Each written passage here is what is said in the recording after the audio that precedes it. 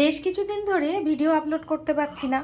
আজকে সন্ধেবেলা রান্নাঘরে এসেছি, রাত্রে খাবার করতে হবে।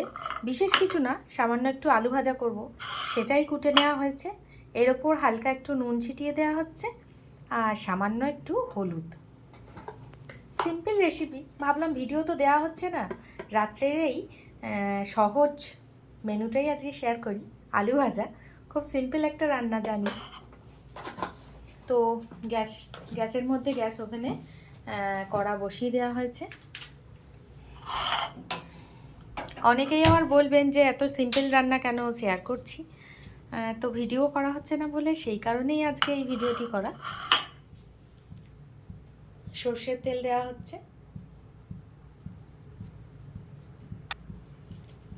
সর্ষের তেলটা হালকা গরম হয়ে গেছে, এবার দিয়ে দেওয়া হবে একটু কালো জিরে ফোড়ন। আমার আলু ভাজাতে কালো জিরে ফোড়ন দিতে বেশ ভালোই লাগে, সাথে শুকনো লঙ্কা, সেটাও ফোড়নে দিয়ে দেওয়া হবে।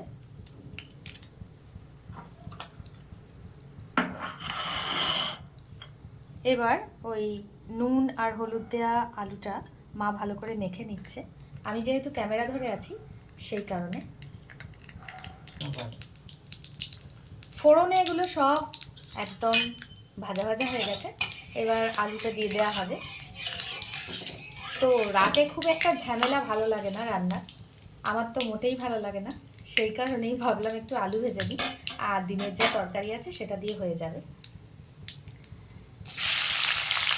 ইদানিং মিউজিক দিয়ে ভিডিও খুব কমই করছি, আর ইচ্ছা করে না, তো ভাবলাম ছোটো ছোটো এরকম মিনি ব্লগই শেয়ার করবো।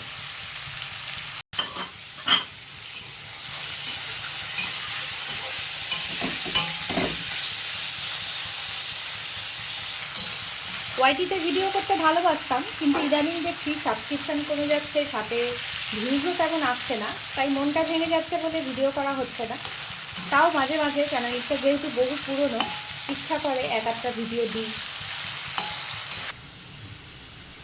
আলুটা অলরেডি খুব ভাজা ভাজা হয়ে গেছে, এবার একটু নামিয়ে নেব।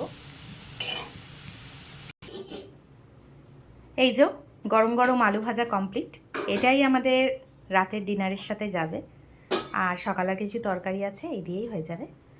তো এই হলো একটু ছোট্ট ভিডিও আজকে শেয়ার করব। ভিডিওটা আর বাড়াচ্ছি না, সকলে খুব ভালো থাকবেন, সুস্থ থাকবেন, আর গুড নাইট।